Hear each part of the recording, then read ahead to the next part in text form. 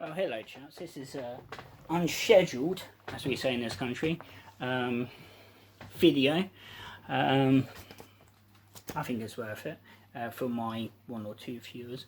I used to do it for a glass of wine, sober or not. Let's put it this way. I started playing my Frank Sinatra Main Offence CD in the living room, and it they did a video of it at the same time, and it starts off with the legendary Harry Cosell, sports commentator, who had a rig to rifle Sinatra's. It's fairly surreal at the centre. The man who has hated, loved as much as he can, and all the rest of it. But I may be British, but as anyone on Trilogy Media's chat knows, I seem to be American in my taste, hence why I spent most of yesterday watching episodes of Hunter and Starsky and Hutch, but that's another story. In my last vlog, first time I called it a vlog straight off without going vlog like an idiot, I got a card from His Royal Highness Prince of Wales, Prince Charles, the current now Duke of Edinburgh, and I got home today after a few hours in town,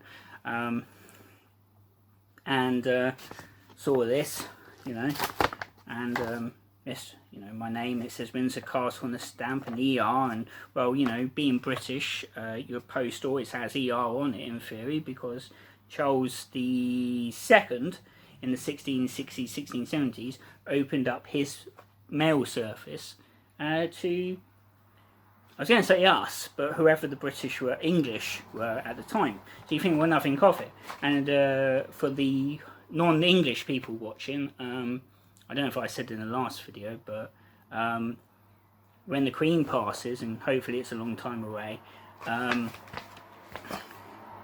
the heads on the stamps, the head on the stamp even, that you buy, will turn the opposite direction for Prince Charles when he becomes king.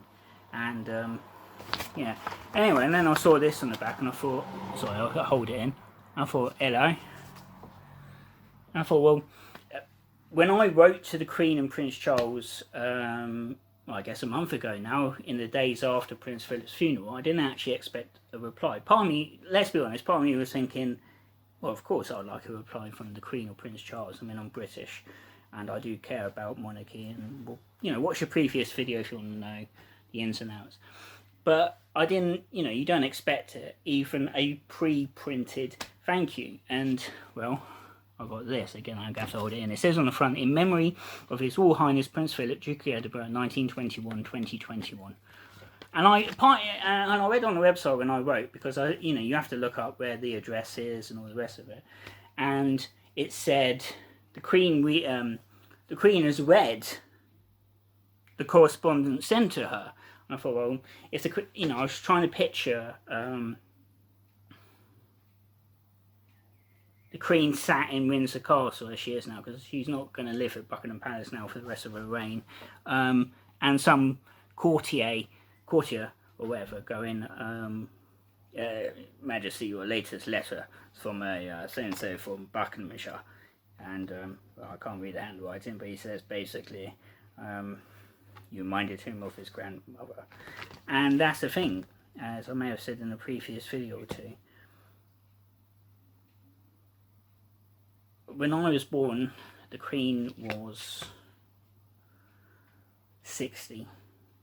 And my generation and under, I've only ever known her and the late Prince Philip, and I guess Prince Charles, as old people. And we now live in a time when my generation and under, and indeed older generations than me, are living into their 80s, into their 90s. A person dying in their 60s, 70s now is seen almost as being too young to die, if that makes sense. And whereas a few years ago, before the Second World War, after the Second World War, the 19th, 18th century, somebody reaching their 60s, 70s, it was, not badly done, but, that's the hell surface for you nowadays.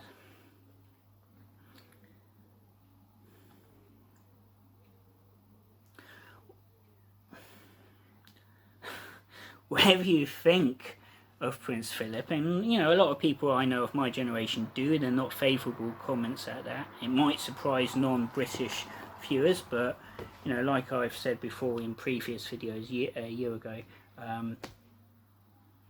people who come to this country, be it American, German or whatever, are fairly surprised at the attitude that some of us in this country, not me personally, have towards the royal family. They all think, with certain exceptions, that we live for nothing but the royal family gossip and that. Hence why when a week or so before the first proper lockdown, some Canadian asked me what I thought Prince Harry and Meghan, because that was when Harry said he was going to ditch the royal family, or at least his duties. I was like, well, I'm indifferent. If it was William, I might be more shocked. And that surprises people. But it's kind of like, you know, I've always been interested in America and its politics, and certainly its precedents, since I first read about, I guess, John F. Kennedy being assassinated, because I didn't know at the time, but that was a fairly big deal. Obviously, I laugh, but that was my dad, and that was my dad in particular, because he was 13, my mum was only 4. That was a fairly big deal. September 11th, 2001 was my generation's Kennedy assassination. I still remember vividly September 11th, 2001. It's kind of like me saying, you know, I had a couple of Americans from Boston once, and I was saying to them, I guess I was trying to show off my knowledge. I was talking about, you know, certain landmarks in Boston and what the local delicacy is, and they were looking at me and they go, "You should come to Boston." And I was like, yeah, I really want to. I've always wanted to come to America since I was 9. I've always wanted to go to San Francisco. Anyway, the stream of consciousness aside, this is the inside of the card. I mean, the image is fit, but there's His late Royal Highness, and it says, "I send you my sincere thanks for your kind words of sympathy on the death of my husband, Elizabeth R. I, for the first time and maybe the only time in my life, have received correspondence from the monarch."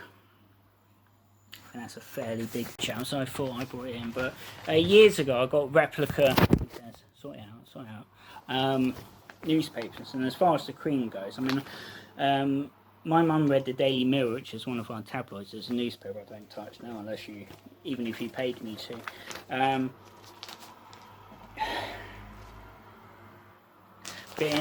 I like some of these replica newspapers because, I mean, look at, try and hold it as close. Look how dense that text is.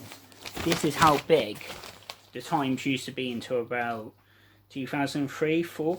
Only the Telegraph now, as far as the broadsheets go, is still this size. My granddad read the Telegraph despite being a fervent Labour voter. But this is for the Queen's, the year she ascended to the throne properly, 1953. So that was the Queen. Thank you for watching, chaps. If you liked it, whatever. Excuse me. It's bloody hot here. I don't do heat. If you didn't like it, then thumbs it down. I suppose, you know. Let's be equal opportunity. And whether you like her or not, whether you back the institution or not, God save Her Majesty Elizabeth II. Thank you very much.